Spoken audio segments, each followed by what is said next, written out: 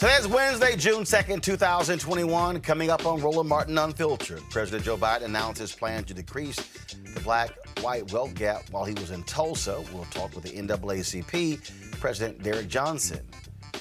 They say it doesn't do the job if it doesn't include student loan cancellation.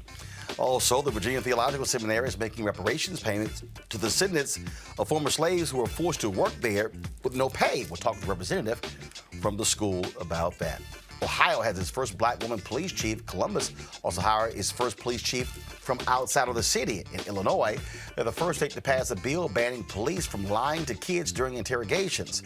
Plus, we'll talk with elected official in Memphis who had to contend with a news conference with a crazy-ass white man walking back and forth behind her, waving the Confederate flag because she is against a Confederate monument. Also, voting rights. Biden also said in his speech that voting rights groups should redouble their efforts to pass legislation. I'm sorry. You need to deal with Joe Manchin and Kristen Sinema. It's time to bring the funk on Roland Martin Unfiltered. Let's go. He's got it. Whatever the biz, he's on it.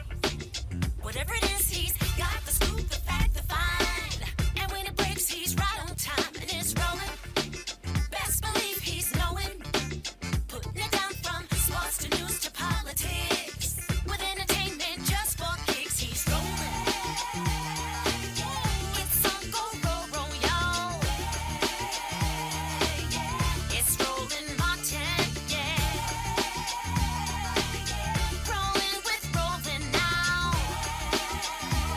He's funk, he's fresh, he's real, the best, you know he's Roland Martin now.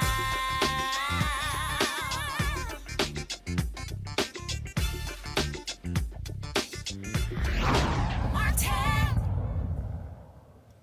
Folks, Republicans in Texas are dancing around the issue of voting rights there. Now remember, Democrats walked out of the legislature in Texas, preventing them from having a quorum to pass one of the most extreme voter suppression laws in the country. One of the issues dealt with Sunday voting. It would restrict Sunday voting before 1 p.m. Now Republicans are saying, that was a typo. We didn't mean 1 p.m. We meant it 11 a.m. Listen to this.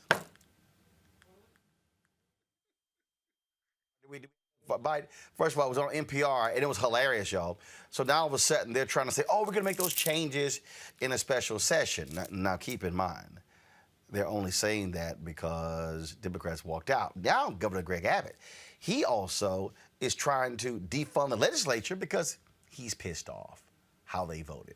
Hey, Scott Bolden is former chair of National Bar Association Political Action Committee. Robert Patillo, executive director for the Rainbow Push Coalition Peachtree Street Project. Monique Presley, legal analyst and crisis manager. All glad to have all three of you folks.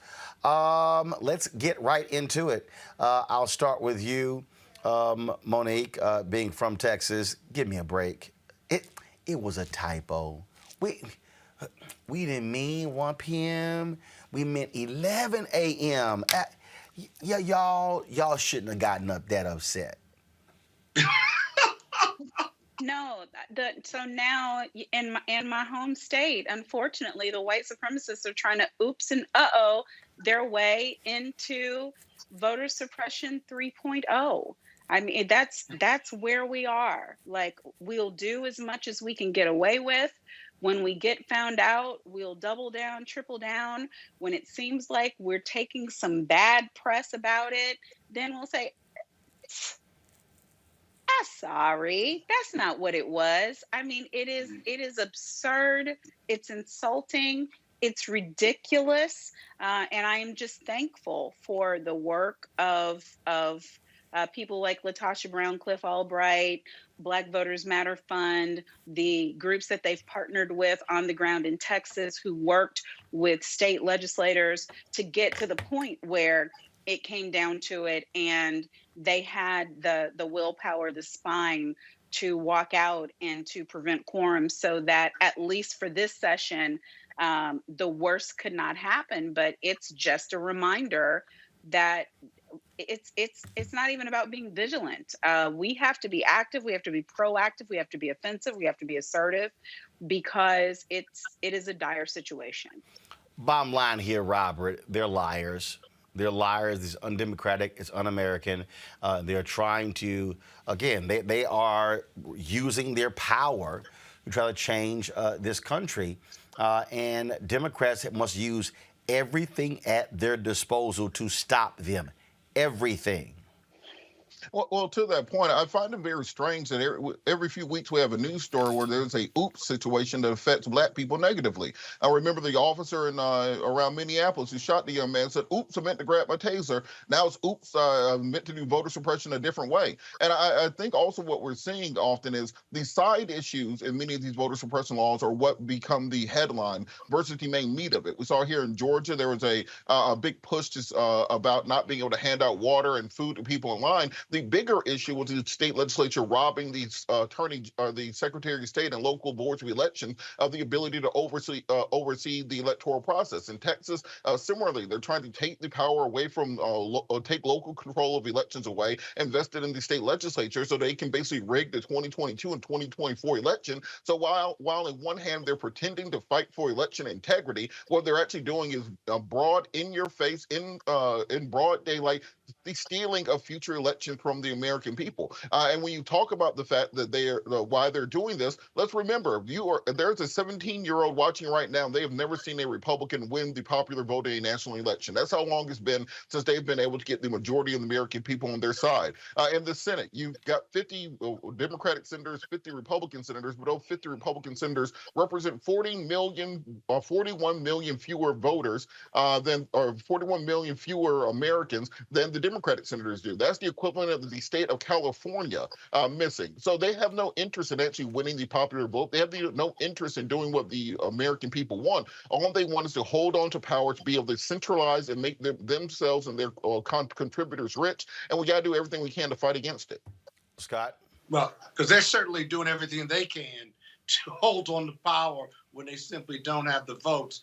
You know, when Rodney Ellis was in the legislature in Texas, they shut down the Texas legislature about 10 plus years ago, I think over another voting rights issue. But the real strategy here is, what do we get out of this? How do we get back to the legislature stronger, even though we're in the minority, and give them a quorum to move forward? I guess they're going to negotiate their behinds off and cut a deal in order to get a quorum, because they can stay out, but when they come back on the next legislative session, they can still walk out again. And so this might be our greatest argument or our greatest leverage before coming back into session. The next best strategy is obviously the federal courts, which is going to certainly follow whatever legislation is passed if it continues to be suppressive to black votes. And so we should keep an eye on this. Look, at the end of the day, this comes down to power. Either you use it or you don't. Republicans have no problem wielding it, beating folks upside the head with it. That was one of the reasons why yesterday President Joe Biden made his remarks calling for groups to redouble their efforts. I found that a bit baffling, considering voting rights groups are doing that. Joining us right now is Derek Johnson, president of the NAACP. Derek, glad to have you back on the show. Derek, I got the president's point, but voting rights groups, they've been doing their job. The problem is it get past the House. Problem is it's two Democrats in the Senate who are hell-bent on keeping the filibuster.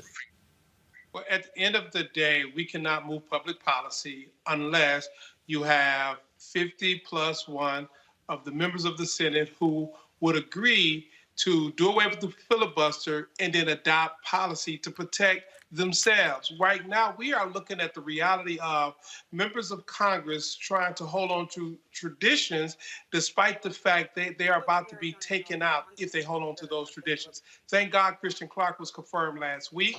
So now we have someone heading up the Civil Rights Division who understands voting rights and can begin to pursue a course of action to deal with these states who are seeking to create a 1940 reality, because civil rights groups, we're playing whack-a-mole. We're filing lawsuits state by state, but what we really need is policy change to push back this tide of illegal activity to suppress the black vote.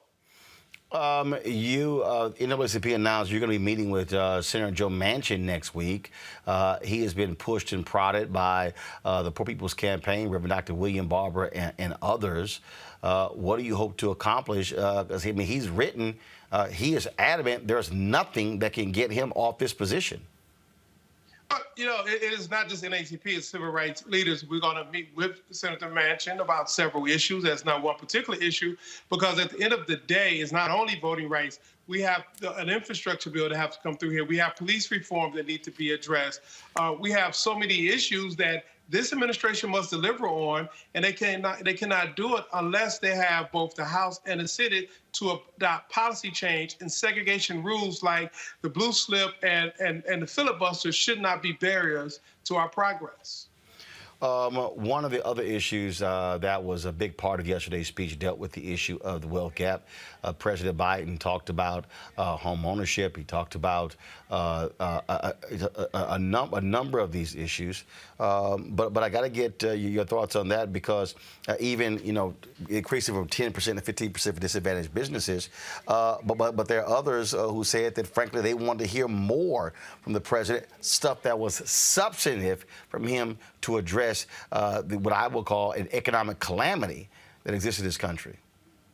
But what we're looking at is a systemic problem that's decades long of impeding Black folks from building wealth, from the creation of the FHA home mortgage program, where they allow for local developers and bankers to decide who qualified for homes and who didn't, allow for local code ordinances to redline Blacks into ghettoized communities, devaluing the property. And then you look at today, where student loans is the new barrier to home ownership, because your income debt ratio is too high as a result of student loans. And for African Americans, the largest employer in our community is government. So we are underpaid, over borrowed in student loans, and no real trajectory out of being able to get into home ownership so that we can build wealth, because the number one vehicle in this country of wealth creation is home ownership. That's on top of the lack of business opportunity and development, on top of the lack of access to capital, on top of. So if you're going to have a chart of course forward dealing with the wealth gap, you have to look at the systemic issues from its core and build up. I am glad in the plan they're looking at the bias that has existed, gone unaccounted for many years in terms of home appraisal, but now we have to get people who can qualify for the mortgages to purchase the home. But you also got to deal with contracts. Eleanor Holmes Norton, Congresswoman Eleanor Holmes Norton, at the behest of the NNPA in 2018, released a report where the general service, where a survey was done, and they showed that $5 billion spent over 5 years by the federal government for media advertising. Of the $5 billion, $51 million went to Black-owned companies, Black-owned media outlets. When you look at contracting, under Trump, they went back to bundling those contracts, meaning if you were a small business, a Black business, you could not actually compete for the larger contracts as opposed to breaking them up. And so we also have to look at that system, the billions and billions of dollars that are spent by the federal government every year that Black businesses cannot compete for. That's taxpayer money that's frankly going to white America and not coming back to Black America. But when I say on top of, that's exactly what I'm talking about. It is a compounded problem that's structural in nature and can only be fixed with systemic policy that's targeted, focused, and clear. You can't have a policy to say it's for all of America, think it's going to help Black people because Black people are disproportionately impacted. You have to have targeted programs to address the systemic problems in all walks of life, that whether it's contracting, home ownership, or access to quality education. It is all a part of the same cycle of structural barriers that have been in place for decades. The president also, according to Politico, Biden privately tells lawmakers not to expect much of reparations legislation. I talked to Congressman Jim Clyburn last week when I was in Tulsa. He said on the Democratic side, he's the one who counts the votes. They don't have 218 to pass H.R. 40. Well, here again, elections have consequences. one election cycle is not going to change decades of problems. And so for the African Americans, we have to be even more vigilant, even more focused, increase our enthusiasm. So as we get out of what we just had to something better, well, better is, it was necessary for us to do, but it's not sufficient. And understanding that every time we get to a step that's necessary, we have to also realize it won't be sufficient until we get to that place where there is equity that's true, systemic, and lasting. And we're not there. We're not even close to there. So midterm election, once again, is going to be really important. Someone said, well, I just voted. Well, one vote election cycle is not the panacea. The House will be lost if we don't step up our game because of redistricting. The Senate, it was paralyzed now, and so we need to accelerate to get to 60 votes. That is the real reality of this democracy. Unfortunately, it takes a long time, but when we fight, we win. I talked earlier about voting, and so I'm going to ask you this here.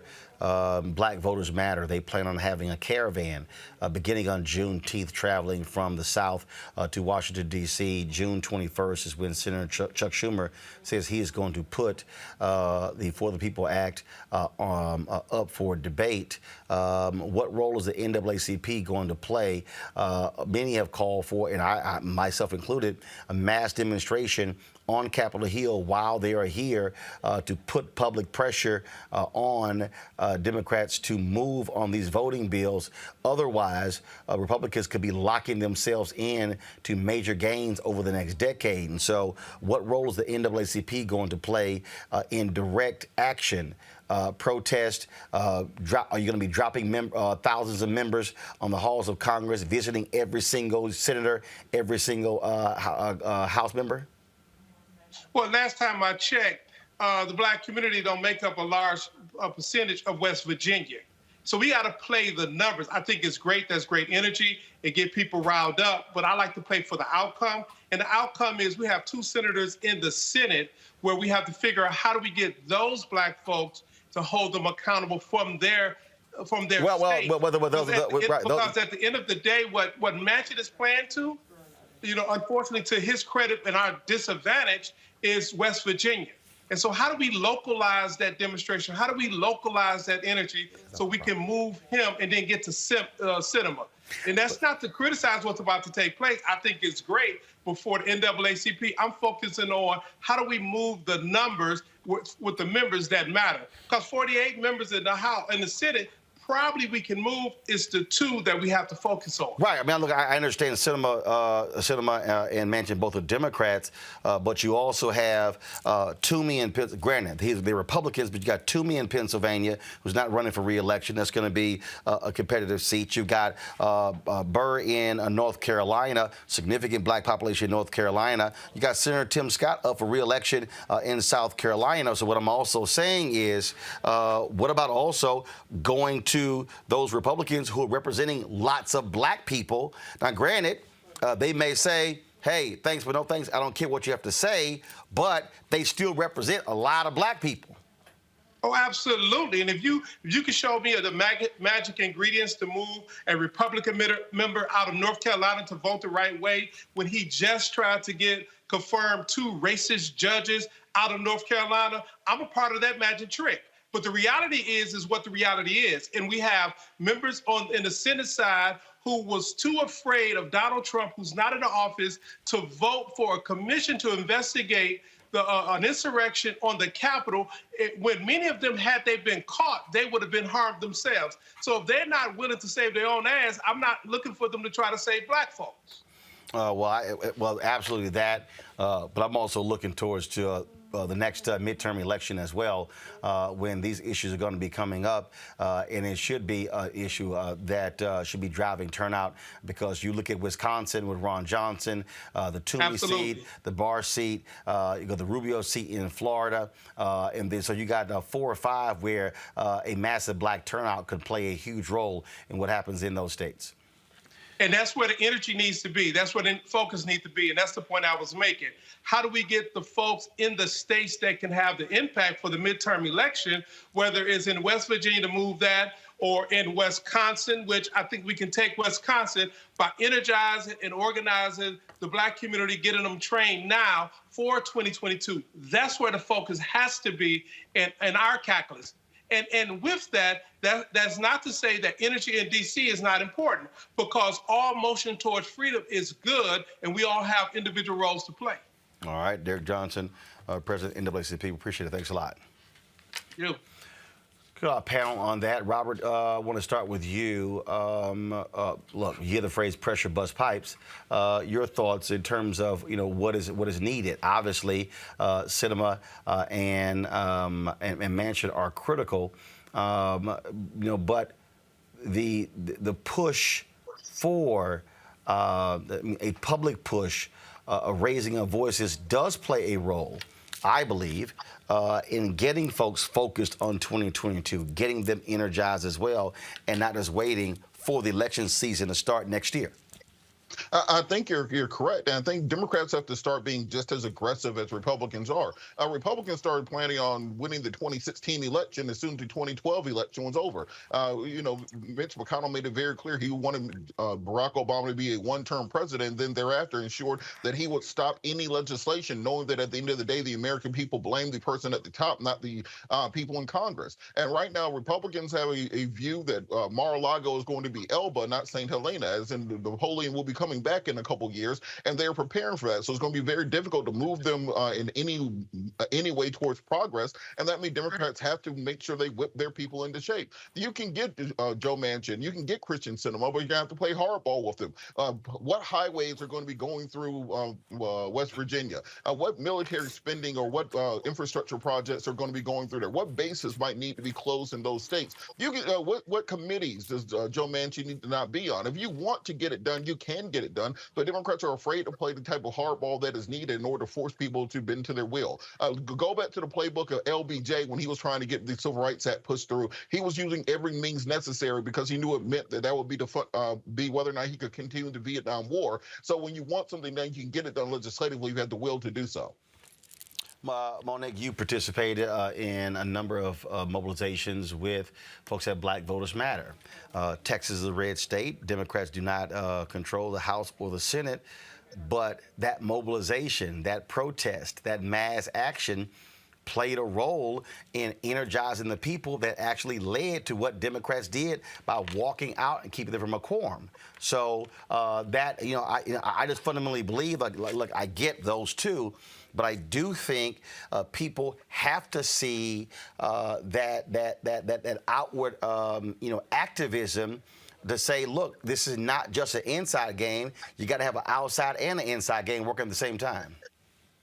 Absolutely, Roland. And, what Black Voters Matter Fund has been doing, not just in the past 5 months since November or in the 3 months prior to November, but for the past several years, is frankly why we are in this position in Texas, good and bad, because the state legislators in Texas, the electeds there, are looking at what happened in Georgia, and they understand fully that Texas is next. And I came to Black Voters Matter, like October, September last year, saying, turn Texas blue, turn Texas blue. It can happen. I don't smoke crack. I really believe that this can happen. I know that it can be. And trying to inform and educate people that Texas history is blue longer than it's been red. And so we can't look at what's happened for the past decade or so and think that that is really the nature and the character of the state. And so that's why I commend LaTosha, I commend Cliff, I commend all the people they've been working with, and we, working with Attorney Crump and with the rallies for Pam Turner, and you were there for that. Thank you for your show covering it. Black Voters Matter showed up. People showed up who were signing people up and registering them to vote, because it's not, as LaTosha Tasha always says, it's not a national election campaign. It's not even a local election campaign. It's a day-to-day campaign. And if we keep it up, I agree with Derek. When we push, we win.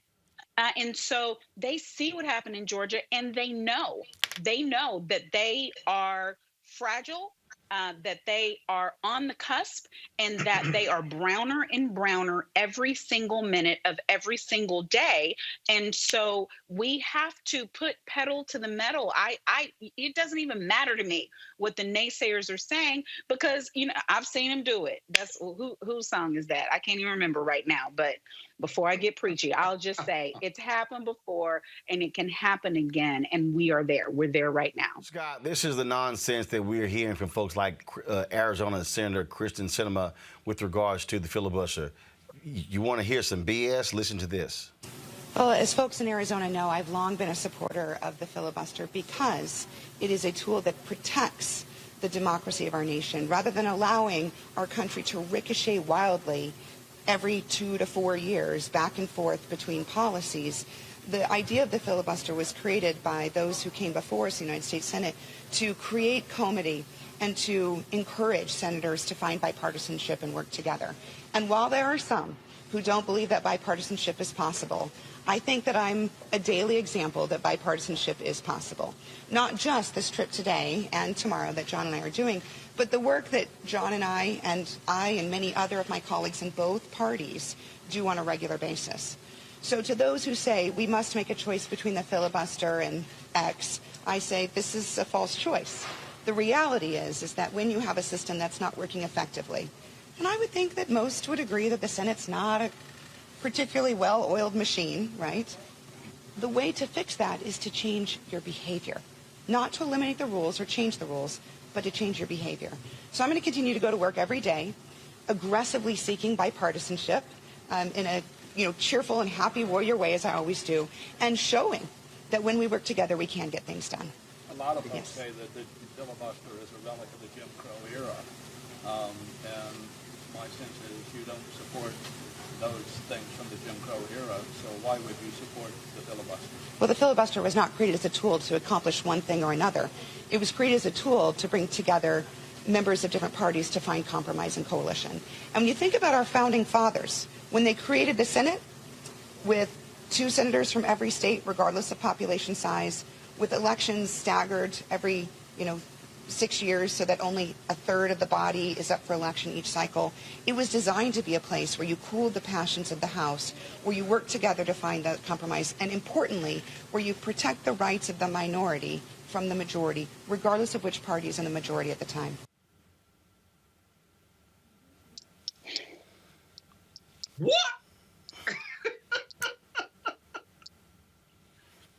What? You gonna let me go, or you want to go first? Go on. He said, "Go on." I think her and Manchin are willing prisoners of the Republicans. They're not unwilling prisoners with this bullshit. First of all, let's analyze as you would do. You would break down her statement, clip by clip or answer by answer. First of all, you got to have 2 political parties in order to believe in the filibuster. And there's only one political party and one political cult. And the leader of that political cult says, my job is to block anything and everything the Democrats try to do while they're in power. That's first thing. The second thing is that somehow this bipartisanship effort is going to change the behavior of others. No, we need your behavior changed and realize their behavior is not going to change no matter what you say, no matter what your goals and objectives are. And you got to give up the ghost because you sound like an idiot when you're talking about the GOP and the political gangster leadership that makes up the GOP. And so it's not going to happen. And give me one example, one, since this new Senate came into play, of significant bipartisanship that has worked where the Dems have convinced the Republicans to somehow side with them and give the country a victory. Name one significant piece. When you can't agree on a commission to investigate the insurrectionists that were attacking the Capitol, and had they gotten to the individual members, hell, they killed police officers. Who knows what they do to the Republican and Democrats in the Senate and House of Representatives when they don't want that investigated? There's nothing more American than protecting the democracy. How can you argue that there is hope of a viable bipartisanship and to keep the filibuster in place with 2022 coming up? It's moronic. It's moronic, if you will. And so you can break it down further, Roland, but those are the 2 or 3 major takeaways from that video that is just completely unrealistic. And I think that they're willing prisoners of the Republicans because for some reason their constituencies are more Republican than Democratic. And Derek Johnson is right. We got to go to where they are and get their people to try to turn this around. That's persuasive, but it's not dispositive. But I fear deeply, just like you, that if we don't get this done now, it's not going to get done in 2022 after the midterms, because we got to hope and pray that Black people are as agitated and motivated as they were in 2020. And that's a hope and a prayer and a lot of work. But we got to hope and pray for that. But in the interim, those Democrats, too, need to be reminded that they're Democrats and they're dealing with political gangsters on the other side, not a political party. Robert, I sat there and just laughed because, I'm sorry, did she not see when Mitch McConnell ditched the filibuster to get Amy Coney Barrett on the Supreme Court? Did she not see when he ditched the filibuster to get Kavanaugh on the Supreme Court? I'm sitting there going, fool. They don't care about ditching the filibuster to get what they want.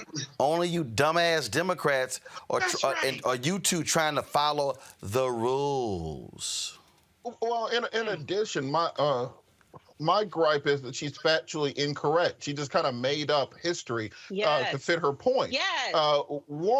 In Washington's farewell address to the Congress, he specifically stated the dangers of factionalism. The founding fathers never said they wanted to be bipartisan. They said they did not want to have political parties because Aaron Burr had just got done shooting Alexander Hamilton, and they thought it was a bad idea to have 2 competing factions in government. So there was never an intention to have bipartisanism. There's supposed to be a unitary, independent thinking body, not something that's controlled by 2 parties. Remember, the 2-party system is nowhere in our Constitution. It's nowhere written into law that we have to have 2 parties. So her conceptualization that our founders wanted to have 2 parties and bipartisanism is factually incorrect. Secondarily, the filibuster is not in the Constitution. It's not a law anywhere. It's a Senate rule that was created by fiat and by Senate tradition. There's nowhere that it has to exist. There's nowhere in the Constitution that says we shall have a filibuster. It is simply created by the body as almost Robert's Rules of Order. It's the same thing as you write down rules for a card game, and everybody has to follow those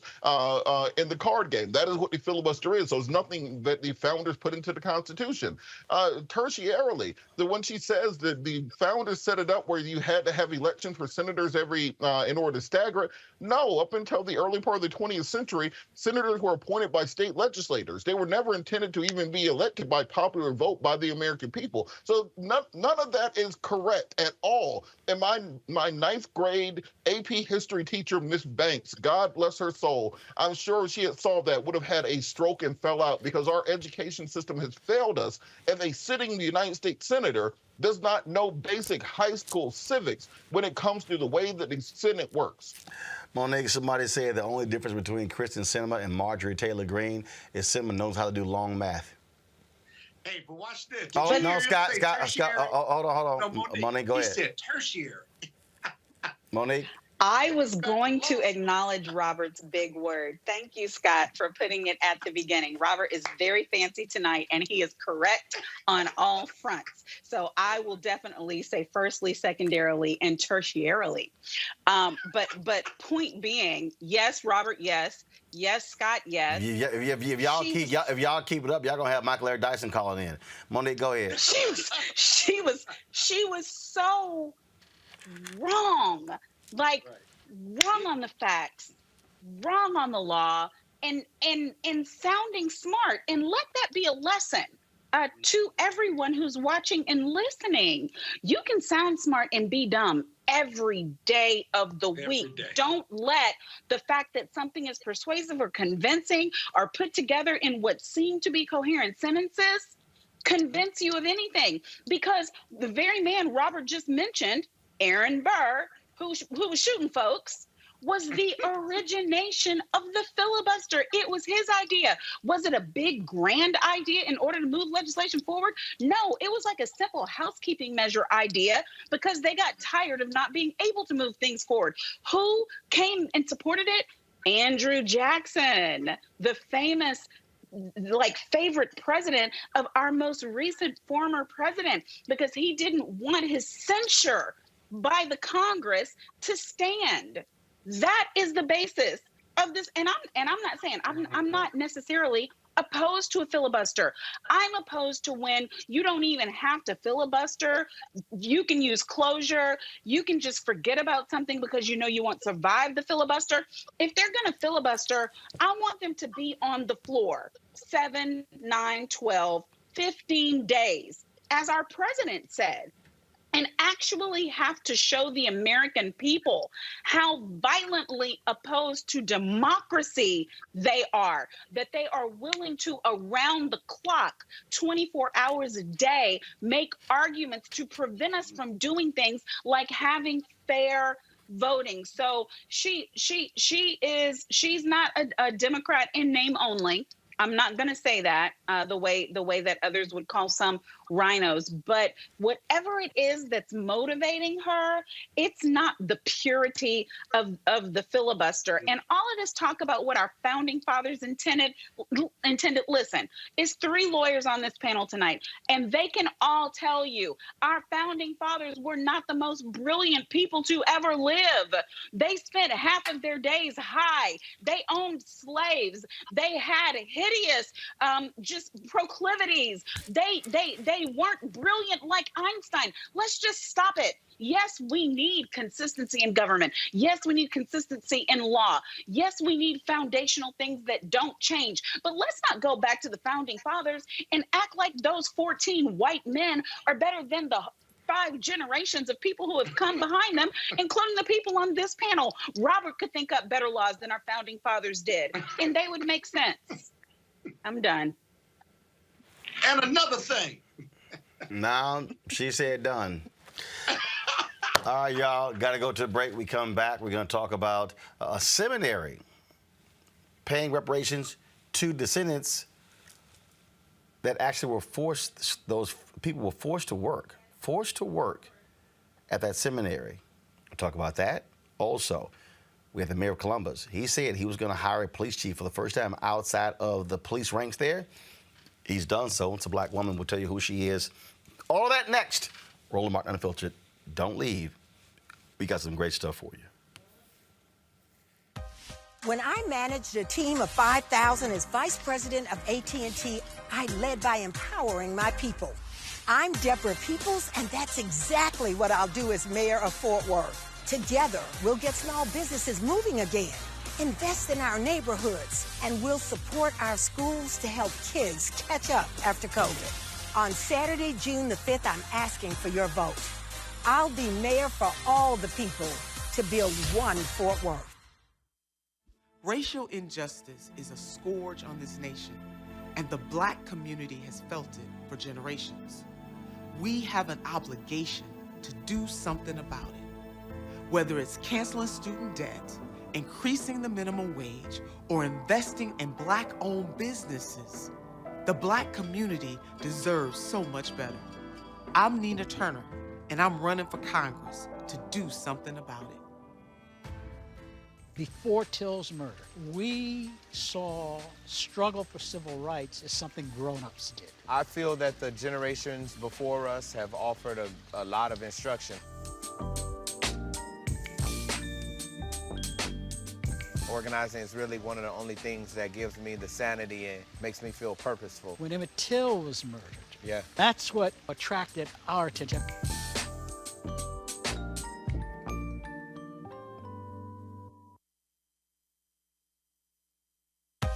When I managed a team of 5,000 as vice president of AT&T, I led by empowering my people.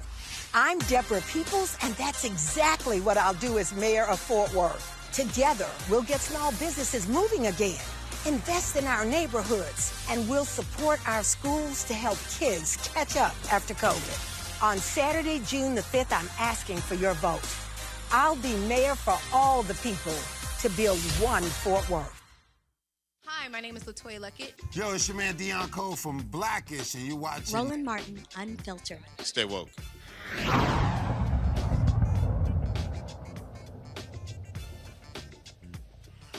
All right, folks, in Ohio, Columbus, Ohio, okay, they've had a spate of police shootings, major issue. They got a new police chief. Earlier today, Mayor Andrew Ginther introduced Elaine Bryan as the first ever black woman to serve as chief of police for Columbus. Watch this.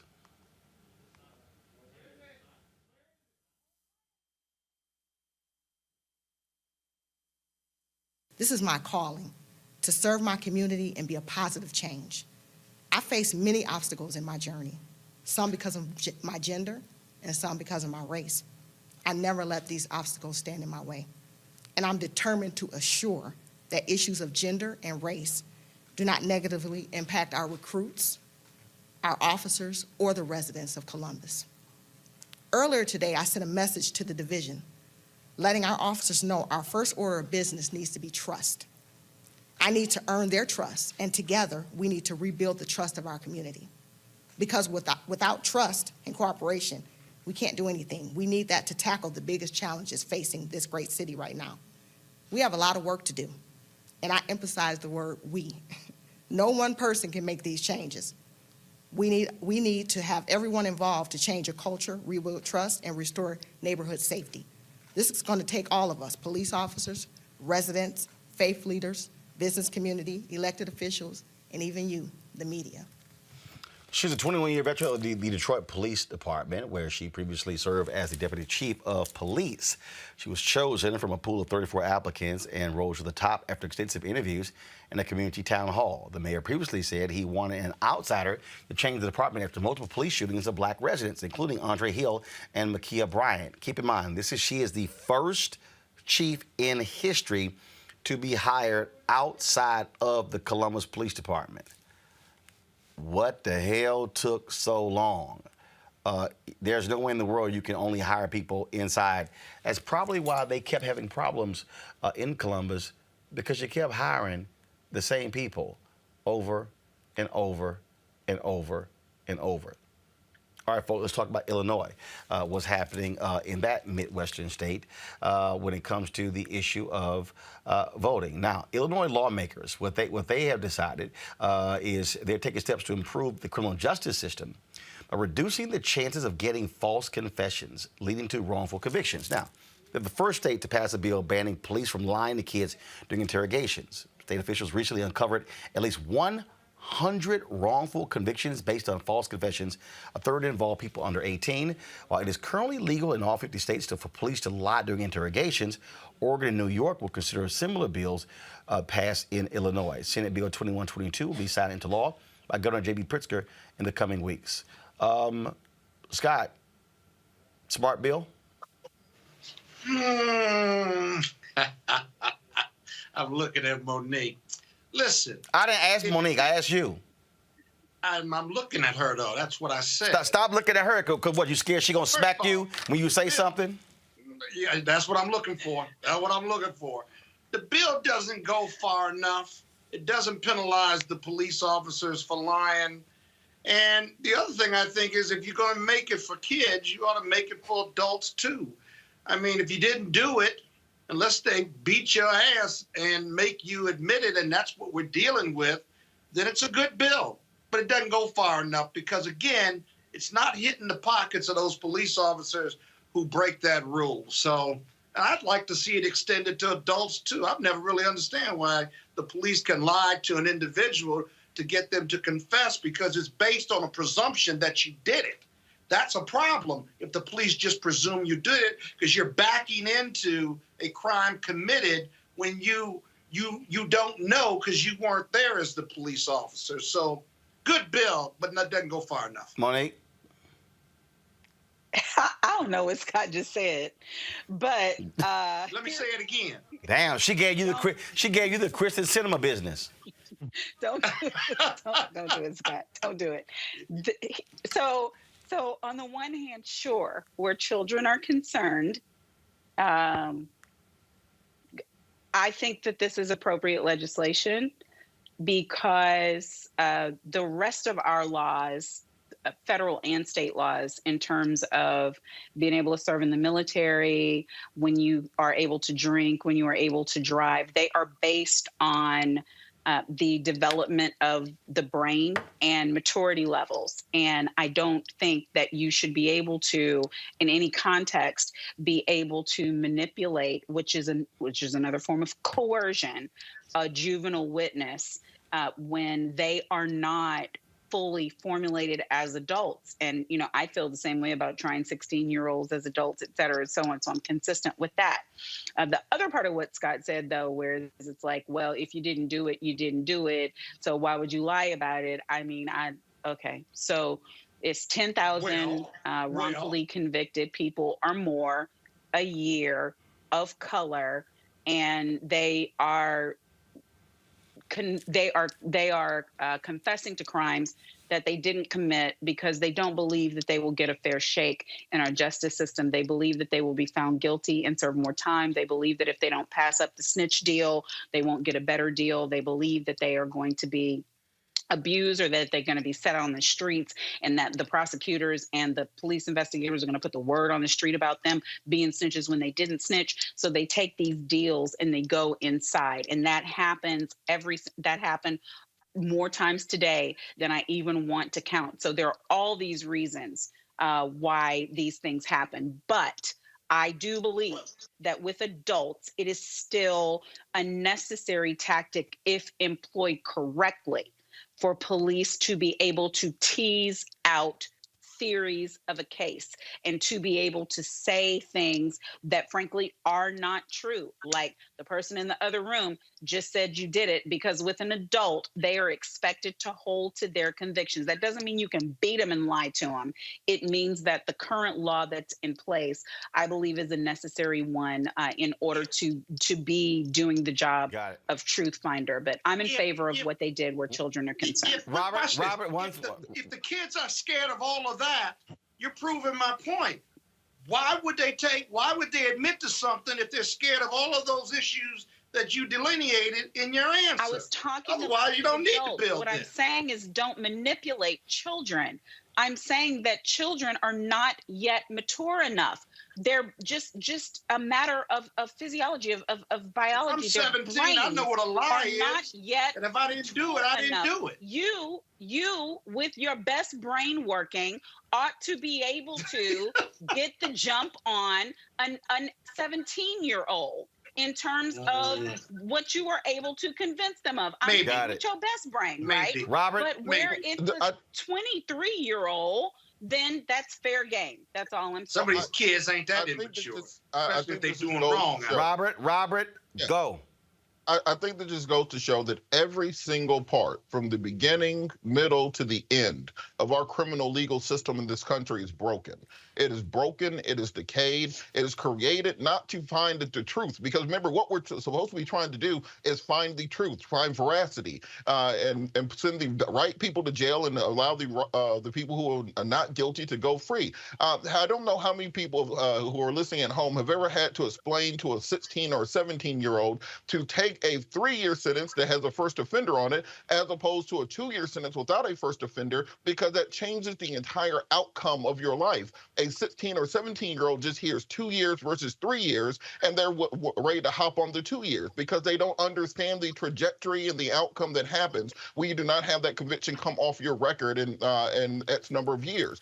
Similarly, when police officers are able to lie to a youthful offender, somebody who is 16, 17, 18 years old, then they can get them to admit to things that they have never even considered doing. I've had cases where my client has confessed and they weren't in the state at the time that the crime took place. What happened was they got them in an interrogation room. They were scared, and they were just like a kid will lie to you when you catch them red-handed trying to take your car out. They will lie to police because they think it's what will get them out of trouble. So we have to start rooting out legislatively many of these tactics have been used, because there are people sitting in prison right now in their 30s, 40s, and 50s who confess to things that they didn't do in their teens who have had no recourse. So when we talk about the broken nature of the criminal legal system, we have to look at what is most needed to put fairness in to ensure that we are convicting the right people and not that we're tricking people into taking life sentences so we can get the right quota for the DA's office. And you talked about fairness. That was an issue that the Virginia Theological Seminary brought up, where they have decided that they're going to actually pay the descendants of Black Americans forced to work there with too little or no pay. So far, 15 descendants have received $2,100 checks, which will come annually. The number of recipients is expected to grow as genealogists find more living descendants. Money for the payout comes from a $1.7 million fund. Many believe the descendants should be paid through housing grants or scholarships. Many donors are against reparations and against withdrawing from their annual contributions to the seminary. Some have requested to be removed from the seminary's mailing list. Reverend Joseph Thompson, his director of multicultural ministries at Virginia Theological Seminary, joins us now. Reverend, is Virginia Theological Seminary concerned about that, concerned about these donors who are pulling their money out? Well, good evening. It's good to be with you. I'm sure that this is something that our financial folks are keeping their eye on, but I also think that at the same time, there are individuals who are giving now and more interested in the seminary because they're seeing this go on. And so, I'd like to think that for all of the people who step away, that some others will now step up. How did they arrive at this decision? The story there is one, I think, that goes back quite a ways. I won't try to tell you the whole story, but I will say, first of all, that there have been generations of Black Episcopalians going all the way back to the beginning of the Episcopal Church who have been trying to get the church to live up to its creed to everybody and to see everybody as made in the image of God, both in terms of the people, the members of the church, but then also in terms of what the church does in the world. But some of the specific things that led to this can go back to the early 2000s, when the Episcopal Church, as a national church, passed a resolution in 2006 requesting that churches across the nation, Episcopal churches across the nation, would look into their history with slavery and with racism, that they would do historical work. And the church apologized for its role in slavery and in Jim Crow segregation. And so as a part of that, the seminary, our president, who is still the president, apologized to alumni and faculty, former faculty, on behalf of the seminary for its role in slavery. A book was published not too long after that in 2009 called No Turning Back by the Reverend Joseph Constant, that detailed the experiences of Black people at the seminary. And then from there, I just kind of fast forward as we were coming up closer to present day. We're about to come up on our bicentennial. The seminary was founded in 1823. And so as part of, telling the official history of the seminary and trying to think about the past and to be more truthful about the past, our leadership felt that it was very important to dig deeper into this historical work. And one of the results of that was that it was so, it's one thing to just dig into it. It's another thing to actually try and do something about the sins and the crimes of the past. So you guys have identified 15 people. Will these be monthly checks or annual checks? We could set it up monthly if they really wanted it to, but right now people have just received one annual check, and that's what our intention is. But we give them a lot of leeway to tell us exactly what it is that they want to do with this, whether they want to just take this themselves, whether they want to give it to another organization, a church, a charity, whether they want to give it to their children or grandchildren. They have a lot of leeway to decide on those kinds of issues. I know Georgetown also had to deal with this issue and offered opportunities for descendants as well. Because if it wasn't for the sale of those slaves of African descent, Georgetown wouldn't be a university today. Right. And, there's a lot of really good actions, I think, that are being taken by educational institutions, by churches. Certainly there are a lot of dioceses in the Episcopal Church that are starting to take these kinds of steps. And so I think we're part of a kind of a groundswell at this point. Okay. Reverend Joseph Thompson, we sure appreciate it. Thanks a lot. Thank you very much. Have a good evening. All right, folks. California, First in the Nation Task Force has officially started looking into reparations for Black Americans. The 9 task force members appointed by Governor Gavin Newsom met virtually for the first time yesterday, launching a 2-year study to inform Californians about slavery and explore ways the state might provide reparations. The group will craft an apology, recommend to the state legislature who will be eligible to receive reparations and how they will be rewarded. And so that just started yesterday there in California. Now, in Louisville, Kentucky, a local nonprofit says it's received a 6-figure reparations payment. Change Today, Change Tomorrow says a white graduate student who had recently inherited money after her 25th birthday reached out to them. After learning her family's wealth could be traced back to her great-grandfather, who enslaved 6 people, the donor wanted to support the work Change Today, Change Tomorrow does for Kentucky's Black community. The undisclosed amount will go towards funding support for staff, sustaining community outreach efforts, and 20% will go into the organization's reserve account. All right, folks, let's talk a couple of huge sports stories. Naomi Osaka withdrew from the French Open to prioritize her mental health. Then you had a number of Grand Slam tournaments saying that if she tries not to talk to the media, they will actually ban her. And the NFL today said it would stop the use of race norming. That's assuming Black players have a lower cognitive functioning when it comes to the $1 billion settlement of brain injury claims and review past scores for any potential racial bias. Joining us now is the University of Maryland professor, my man Kevin Blackistone. He's the professor of the practice at the Philip Merrill College of Journalism. I want to start first with the NFL story, Kevin, because a lot of folks were like, what the hell?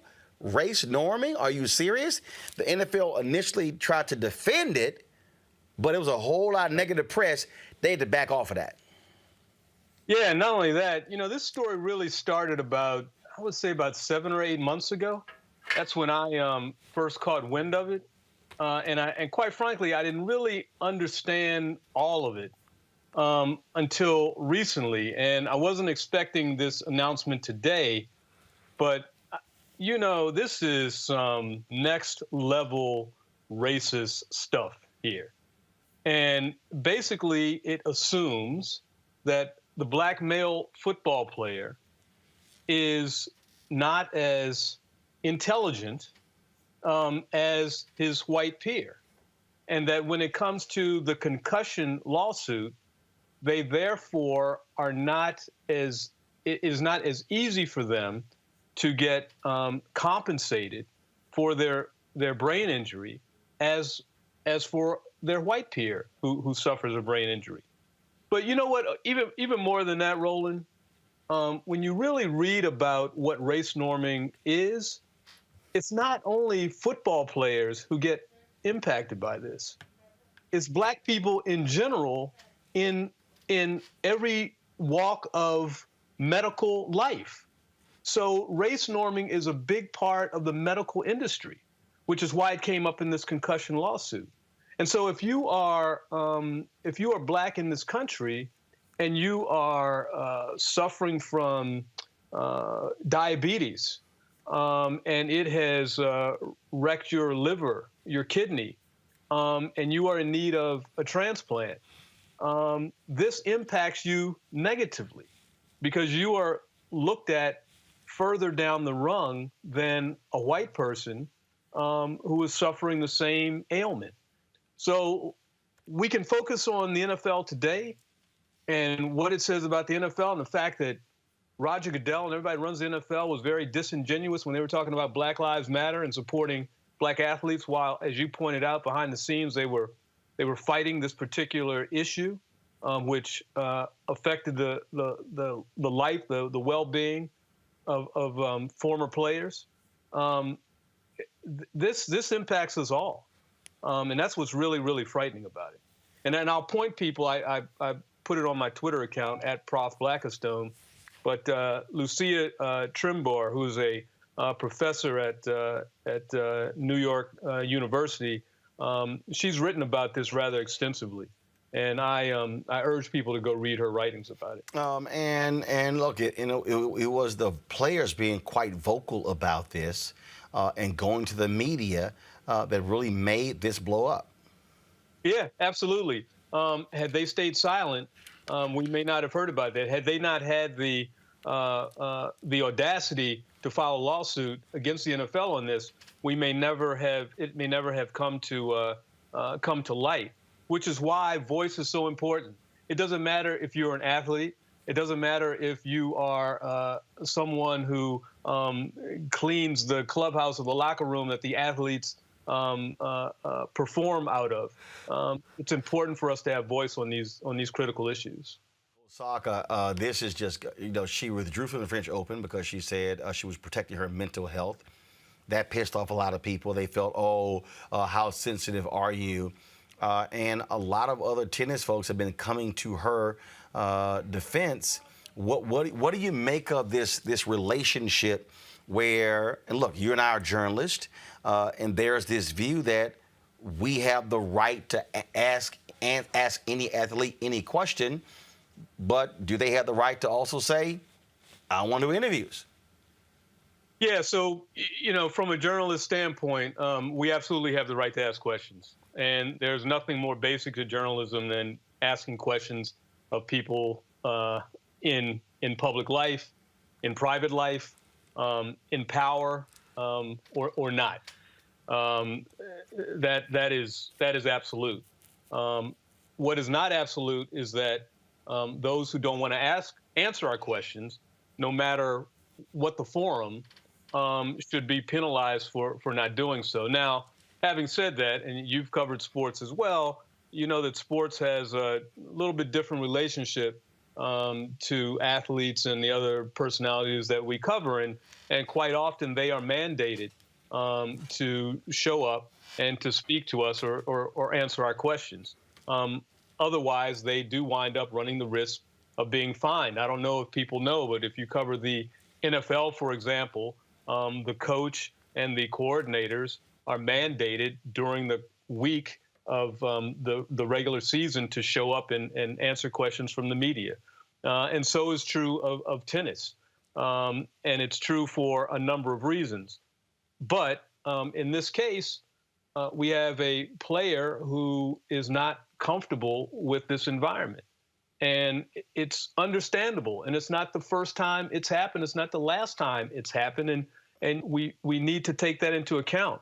I forget when you departed Texas, but at the end of Ricky Williams' career as a Longhorn, he started to do his post-game interviews wearing his helmet with a shield on it. And we thought, what is he doing? This guy's strange anyway.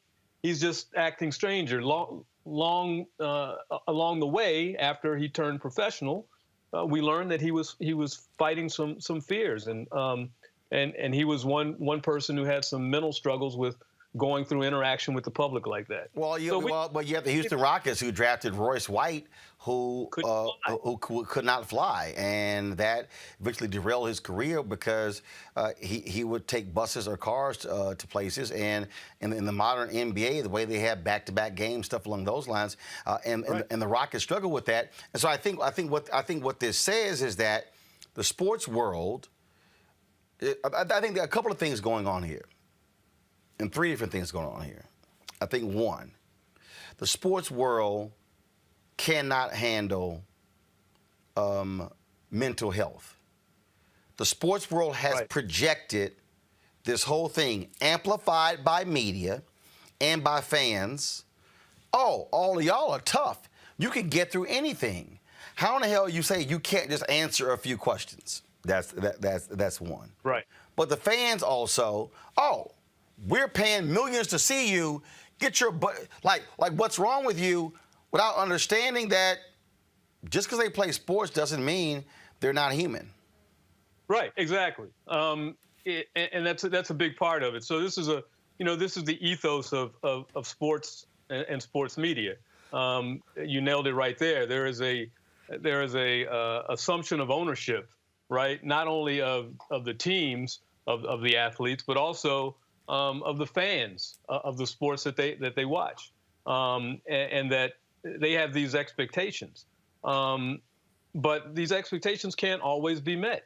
And I look at what Naomi Osaka clarified on day 2 about how she was feeling as a health-related matter, right?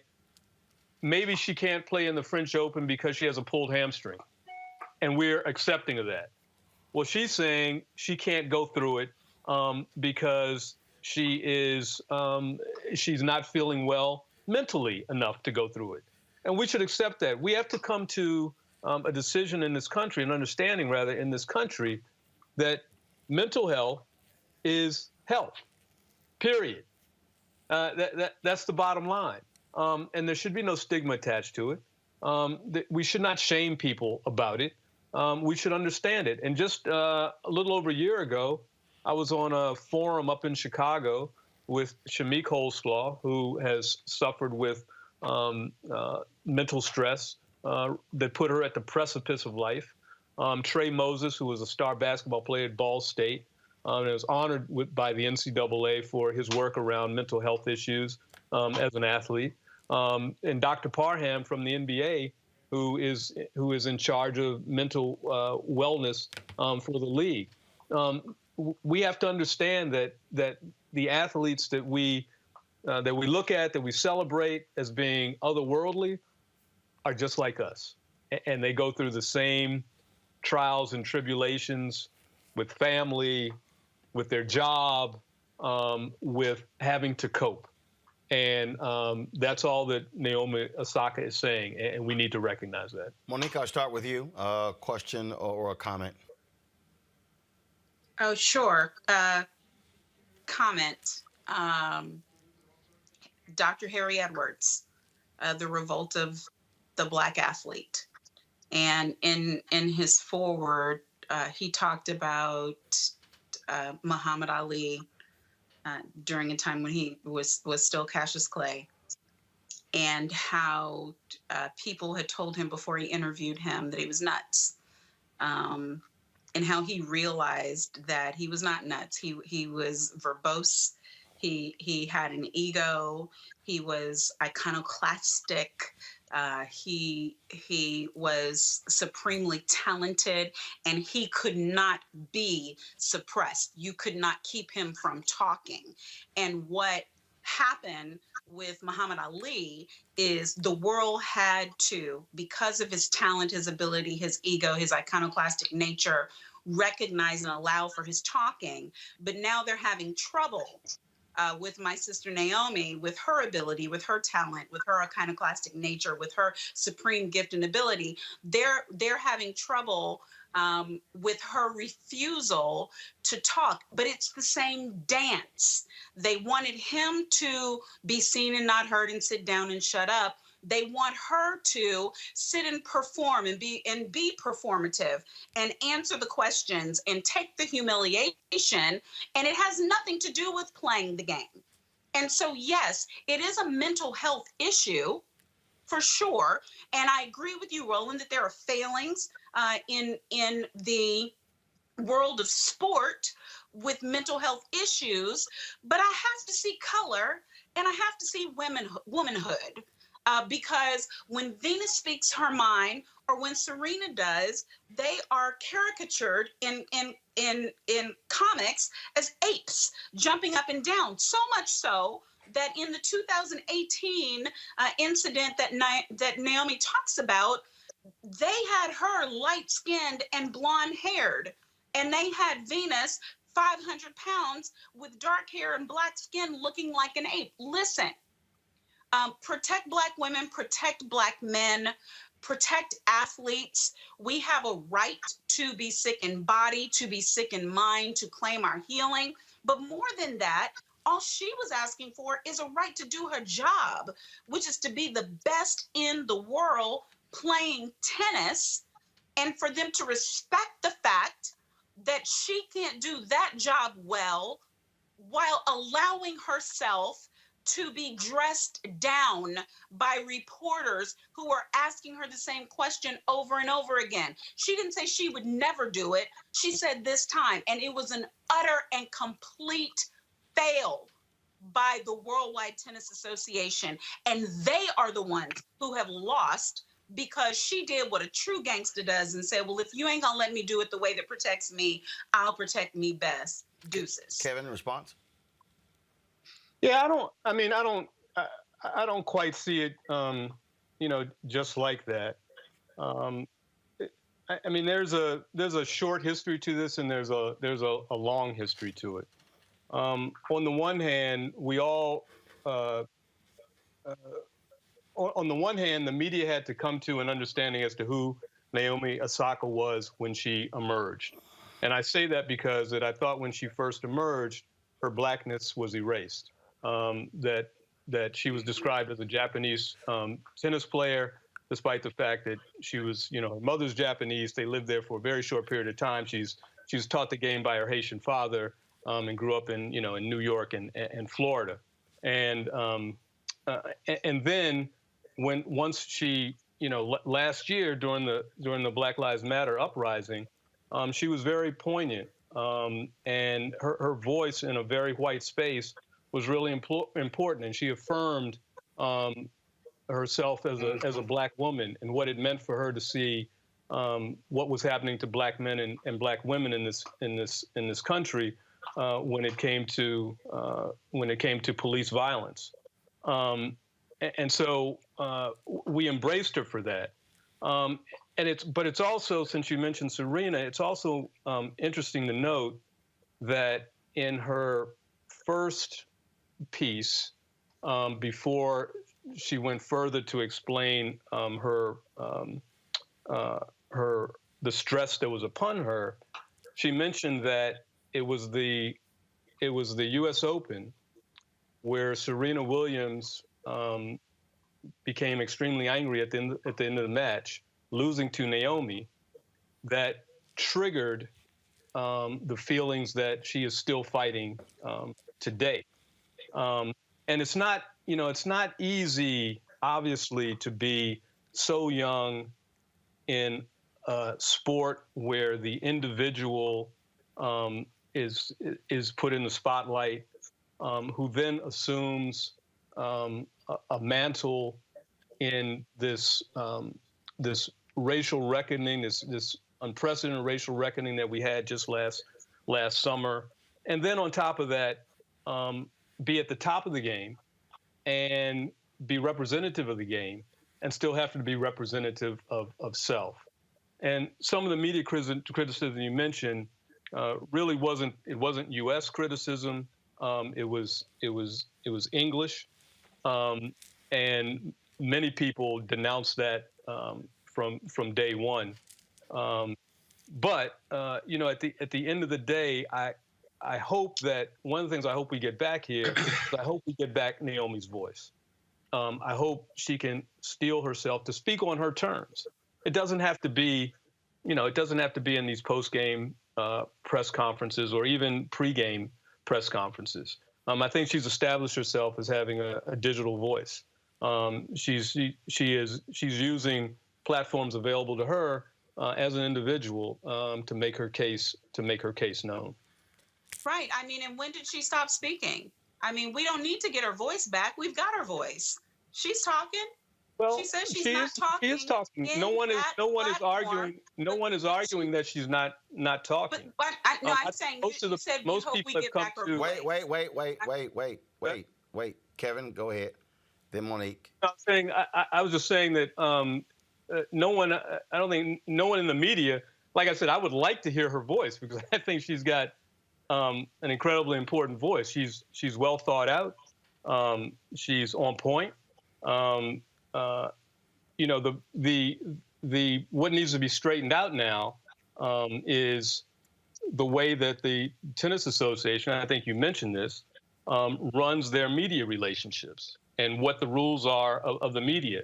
And as soon as I heard about this and I saw that the French Open said that they might default her, I said that the tennis union needs to get together immediately and have that language erased from the bargaining agreement between players and the association, because there's no way that anybody should be basically criminalized for not speaking to the media.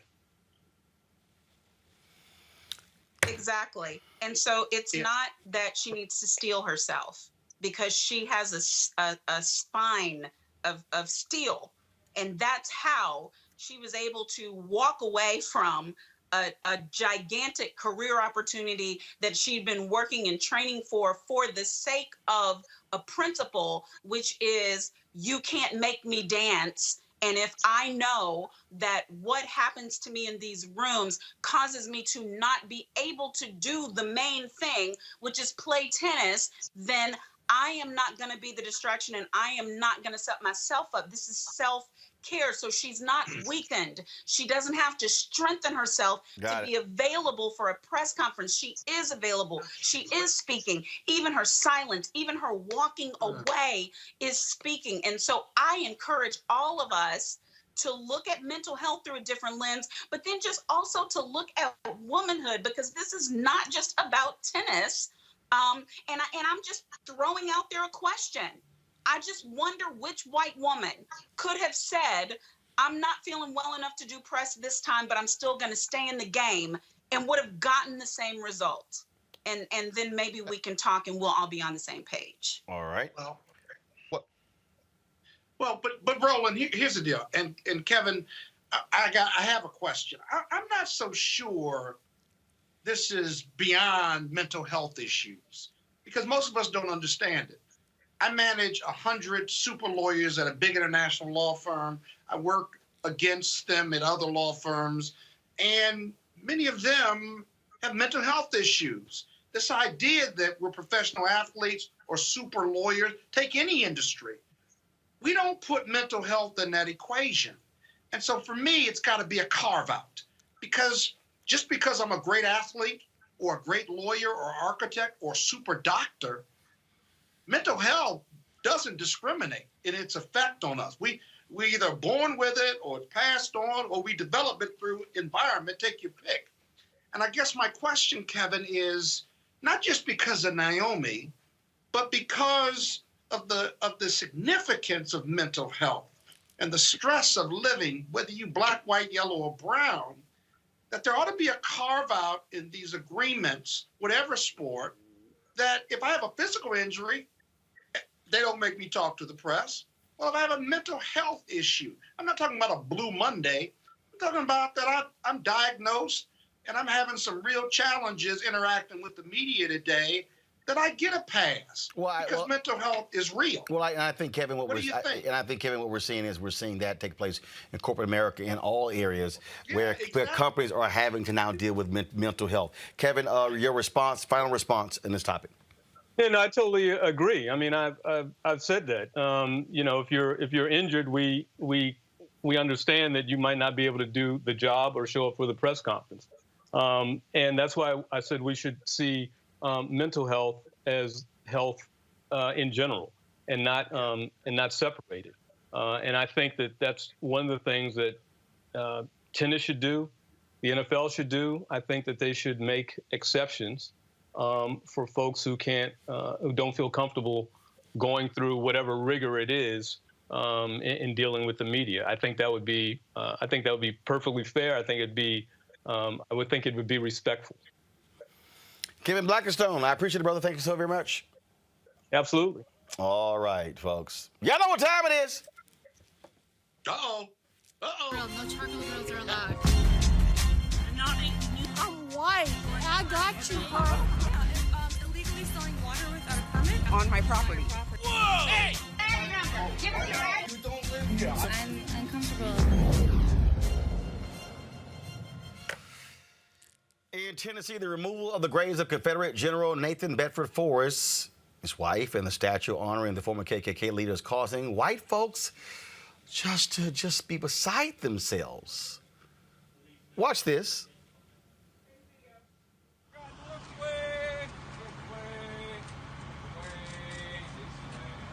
Stand behind me. This is Dixieland. And I just told y'all that my ancestors picked cotton. I'm not making this up. I have slave records. My ancestors picked cotton. While his ancestors beat and raped my ancestors. And Dixieland, but guess I'll what? take my stand. Dixie is dead. And it was killed by the descendants of black people. The descendants of black people, Van Turner and Tammy Sawyer and others, we took your hero down. And just like you, he's gone. In Dixie. Oh, I wish So I was. we are not post-racial America. We are not post-racial Memphis. This hatred and this racism is large and loud. I bet you do wish you were in the land of cotton. The remains in the statue will be relocated to the National Confederate Museum at Elm Spring in Columbia, Tennessee. Now, the construction crew, contracted by Sons of Confederate Veterans, put several Confederate flags on the site's fence. So this is so we can see this video right here. They went out of their way to pile bricks on top of the Black Lives Matter painting nearby and profusely harassed Shelby County Commissioner Tammy Sawyer as she spoke with the media. She joins us right now on Roland Martin Unfiltered. Commissioner, glad to have you here. So it had to be, I mean, you're watching this, and it shows you how these white folks love that racist flag. Yeah, they love it. I mean, they had it waving, and about 5 flags out there and a large flag. They draw a lot of inspiration for their hatred from it. So, I mean, were you surprised that when you held the news conference, this guy would constantly interrupt you, singing Dixie and mocking you at every turn? The thing that was most shocking, because we've encountered him in the past, but what was most shocking was that he had no qualms about threatening my life, about, calling me names, about singing Dixie, with every major outlet in the city and some from the state watching him. It's the audacity that they showed on January 6th. He showed right there. They don't care that their racism is out in the open. It's quite dangerous. Robert Portillo, this is the kind of nonsense, again, that we see. And these are the folks that, frankly, Republicans have been catering to for a very long time. Well, I think also we have to look at the dichotomy of what Republicans are arguing right now. At the same time that they're arguing we can't teach critical race theory in schools, which is not a thing. At the same time, they're arguing that we can't change curriculums to be more inclusive of what happened to Native peoples, what happened to African Americans. They want to uphold these monuments in order to make sure that we don't forget the history that they want to tell us of white domination of the South. And I think what we saw there is another case of white fragility, a white man who wants to hang on to that mythos, that idea that they call it the lost cause myth, that the white South was fighting for the glorious antebellum past that we saw in Gone with the Wind, and that's completely disconnected from reality. So the taking down of these monuments and the deveneration of many of these places is important for America to heal. And also, let's not proceed with this concept that these monuments were somehow erected hundreds of years ago. Most of them were erected in the 1950s and 60s by the sons and daughters of the Confederate veterans in order to reestablish white supremacy during the civil rights movement. So this is why, Roland, I have a gun on me at all times. This is exactly why, because in case people like those wild Confederates get violent, you have to make sure that you are exercising your Second Amendment rights, because after what we saw on January 6th, you can't put anything past them. Commissioner? I absolutely agree. I mean, it was an unsafe situation the entire time. And as I said, he told me if I was a man, he'd beat me. several times, and we can't trust it. Tennessee has just signed concealed carry, permitless concealed carry, and so who knows what he had on him. And to Mr. Patello's point, CRT was just banned in Tennessee as well. So they're going to breed generations of white men and women who carry this ignorance forth and believe they're fighting this lost cause instead of just breeding hatred and violence. Monique? No, I agree. I just applaud the commissioner for the way that she maintained her composure throughout, which is what we're expected to do at all times. But this is just another manifestation of the racist nature of this country that some are just unwilling to see. It's not that they can't see it; it's that they refuse to. Mm-hmm. And look, Commissioner, sorry, I've been telling people, look, and I'm working on a book right now. This is white fear. They cannot handle no longer being the ones who decide everything. Absolutely. I mean, that's what's driving this. Scott? I'm the part I've never, and Commissioner, I applaud your leadership and hanging in there and doing your press conference and being the strong leader that you are, who happens to just be black, because excellence is yours. But what I've never understood, and sometimes Roland and I talk about this, we got to be the only country where you had a civil war, you lost, the South lost, right? And we still celebrate their loss, or a group of people in America still celebrate the loss and have Confederate flags and statutes and yada, yada, yada.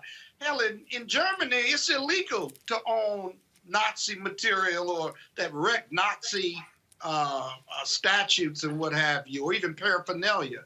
And so I really think intellectually we got this wrong. At least Southerners have this wrong. And I would hope that at some point when we become enlightened in 2043, or when we become the majority, we would go even further as a country to bar those symbols of a loss of a civil war 200 plus years ago. So. Well, hell, Commissioner, we know how they feel about their guns. Lord, don't just take their little flag. Right. That's my point, though. I mean, they had run around with some Confederate flags talking about a civil war that they lost. They lost. And we still let them do it because of the First Amendment. It's just bullshit. Complete bullshit. That's your word of the night. Yeah, precisely. Commissioner, Commissioner, go ahead. Well, it's embedded in everything that came out of the Civil War, though, and this is why they're so able to still have these gatherings, wave these flags. It's why people who are not Confederates protect them and allow them to do all this, because Abraham Lincoln wasn't pro-black. He wanted us to go back to Africa. He wanted to reunite the North and the South and white people. Yeah. And so that's trickled down. That's embedded in everything, every law that's been made, since emancipation. It's why Reconstruction was so short. And it's why in 2021 today, a man can stand behind me waving a flag and cussing me out, even though I'm an elected official, and still not be arrested today for threatening my life. Because they're a protected class in this country. We've got to do a whole lot more than dismantling to change that. Yep. Yeah, thank you. Well, first of all, yeah. Robert, go ahead. I was going to say, get yourself an AR pistol. So you want it either 300 blackout subsonic or 7.62 by 39. Fits right under your jacket, 7.5-inch barrel. Get either a 10 or a 30-round magazine. Easy to handle, 2 hands, and it still counts as a large caliber pistol under ATF laws. Be in great condition, and then you can get them at a good, 100, 150 yards. You're still good, well within range. And you can run it suppressed if you get a tax stamp. And she'd get arrested, and he wouldn't. Exactly. So, Commissioner, your thoughts on Robert's 30-second gun lesson? I am armed. I do not carry my gun outside of the house, though, because as my friend just noted, they would take me to jail with the quickness. I'm the enemy in this state. I'd rather be judged by 12 than carried by 6. Hey. I like talking to you from the outside. Well, I did just get back from Tulsa, where Councilwoman Vanessa, she's always packing, had her gun on her hip during the whole workshop, but as to your point, you got these Republicans in Texas and Tennessee now saying, hey, forget a permit, forget even going to classes, y'all just care for the hell of it. Yeah. Wild, Wild West, and you've got these racists out there protesting, but guess what? They little hurt feelings because they got to dig them racist bones up and put them somewhere else. Commissioner, sorry, we appreciate it. Thanks a lot. Thank you. All right, stay on that wall. Stay strong. We appreciate it. Got to go to a break. We'll be back. Roland Martin Unfiltered. When I managed a team of 5,000 as vice president of AT&T, I led by empowering my people. I'm Deborah Peoples, and that's exactly what I'll do as mayor of Fort Worth. Together, we'll get small businesses moving again, invest in our neighborhoods, and we'll support our schools to help kids catch up after COVID. On Saturday, June the 5th, I'm asking for your vote. I'll be mayor for all the people to build one. Hello, I'm Nina Turner. My grandmother used to say, all you need in life are 3 bones. The wishbone to keep you dreaming, the jawbone to help you speak truth to power, and the backbone to keep you standing through it all.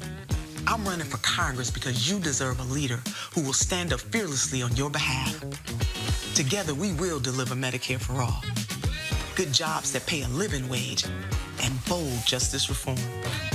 I'm Nina Turner, and I approve this message. I believe that people our age have lost the ability to focus the discipline on the art of organizing. The challenges, there's so many of them and they're complex, and we need to be moving to address them. But I'm able to say, watch out, Tiffany, I know this road. That is so freaking dope.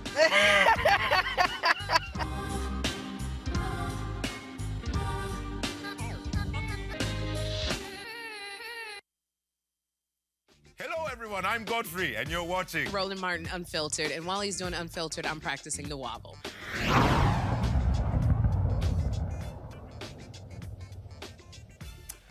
All right, folks, the attorneys for Derek Chauvin, they actually want him to get probation. The prosecutors are asking for a 30-year sentence. They have filed their documents in court. That, of course, is going to be taking place this month as well. Of course, he was convicted of murdering George Floyd. Monique, I'll start with you. I mean, obviously, their job is to keep their client out of jail. That boy ain't getting probation. No, he's not. He's not getting probation, and I think that the incentivized sentencing is going to be what he ends up with. But they're doing what they're supposed to do. I mean, that's not. If they weren't asking for that, they'd be failing, like they failed during the trial. Robert, when Jason Van Dyke was convicted and sentenced, a lot of people were upset that he only got a few years for the murder of Laquan McDonald. Got a feeling this boy going to jail for a little longer. Will do if I could do that. I'd be over there sitting in Scott's palatial estate at this point in time. But I do think it is important for them to follow proper sentencing guidelines. Of course, the state or the defense is going to ask for the lightest sentence possible for their client.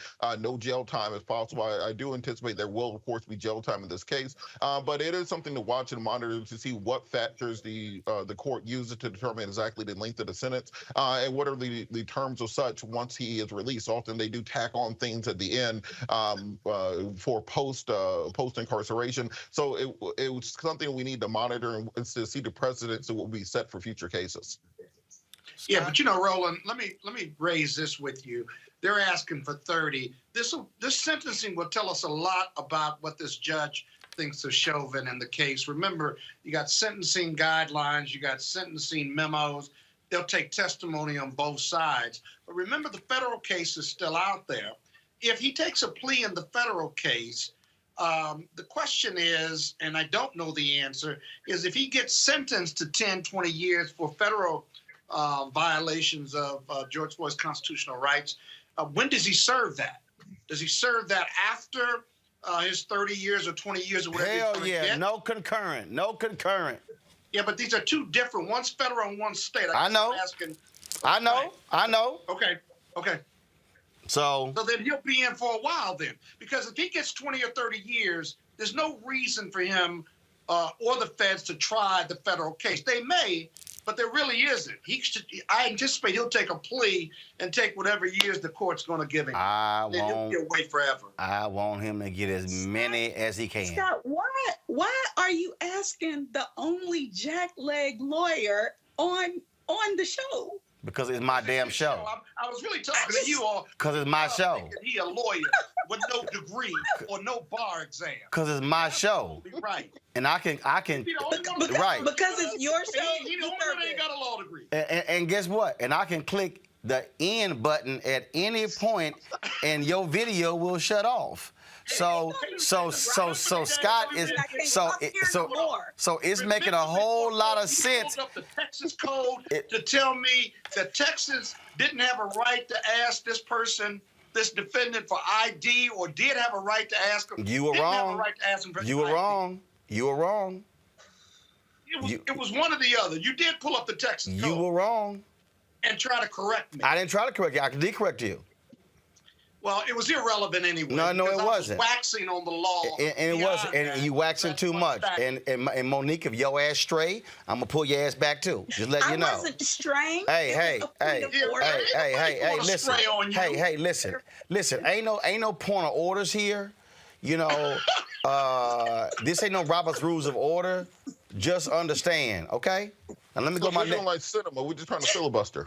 Yeah, all that. Let me go my next damn story. I need to give him an honorary degree in law. No, I thought this was our last story. Let me go to my next damn story if I get both of y'all a perm. All right. However, let me talk about this out of Mississippi, y'all. This strange, crazy story. All right. White folks being white in Mississippi. A local high school. Matter of fact, you know what? Go ahead. Y'all know what time it is. Oh, God. No charcoal grills are allowed. I'm white. I got you, Carl. Illegally selling water without a permit On my property. Whoa! Hey! I'm uncomfortable. All right, y'all. In Mississippi, a local high school faces backlash. Why? Because two black girls, valedictorian, salutatorian. But guess what? They then came back and said, oh, hold up. We're going to add two more students. Now, Ikeria Washington, Layla Temple, valedictorian, salutatorian. Then they decided to say, no, we got two more. So they said, so then they tried to explain away the new rule. So the new rule is this here, that, there's a thing called a GPA and a QPA. Y'all, look at this here. This is Scott. What's the cuss word you been using all day? Bullshit. Thank you. This is that statement. The West Point Consolidated School District would like to address the concerns of the naming of the valedictorian and salutatorian for WPHS class of 2021. There are two methods to determine a student's class rank. The first is quality point average, that is, or QPA. The second is grade point average, or GPA. On page 10 of the West Point High School Student Handbook, it states a student's rank in his or her graduating class will be calculated by averaging his or her semester averages. Based on the above statement in the handbook, a student's ranking should be determined by GPA. However, at Senior Awards Day on Monday, May 24, 2021, the two students who were recognized as valedictorian and salutatorian did not have the highest GPA. Instead, these two students have the highest QPA. The two students with the highest QPA are Ikeria Washington and Layla Temple. The two students with the highest GPA are Dominic Borgioli and Emma Berry. The WPCSD feels it is necessary to recognize all four seniors at graduation. Congratulations to the following: Dominic Borgioli and Ikeria Washington, valedictorian, Emma Berry and Layla Temple, salutatorian. We apologize for any confusion and problems this may have caused. The school district takes full responsibility for this misunderstanding. Can y'all please show Ikeria, please, and Layla? Could y'all please show the other two? Little black girls. Go ahead on. I think it's abundantly clear, Robert, what the hell went on here? Oh, God. This isn't anything new.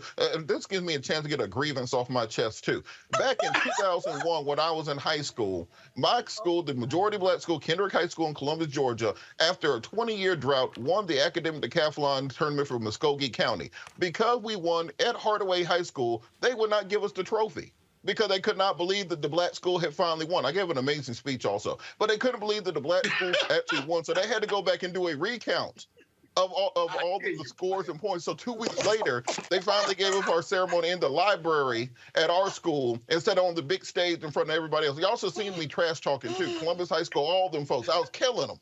But this has been going on for a long time now. I'm glad that we're bringing some attention to these young women so that they can have the proper shine and the proper recognition for what they've achieved. Well, it's hard being black in America. It just is.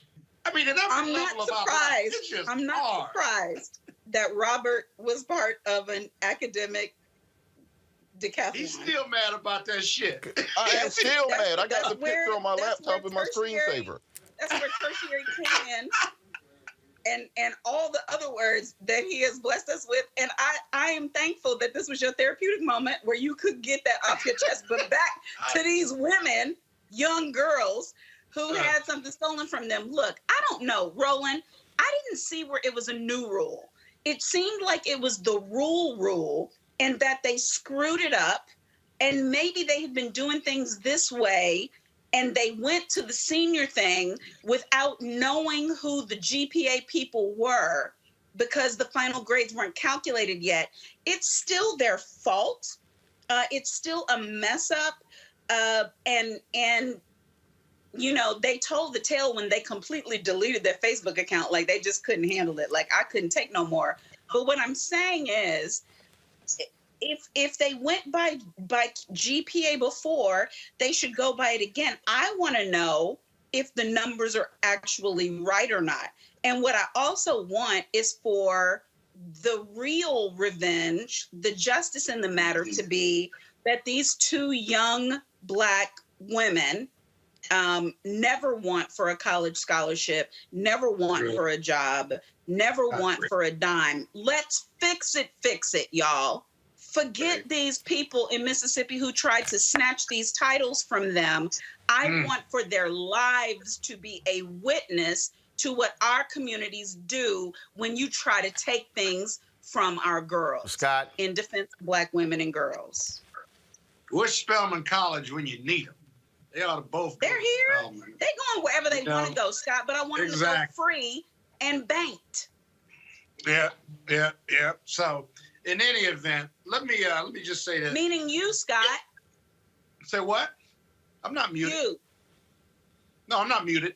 But listen. I said meaning you. Where is your check for the girls? I can't hear you. But anyway, the whole racial balance piece just screams at you in this case, whatever the dynamic is, it screams at you.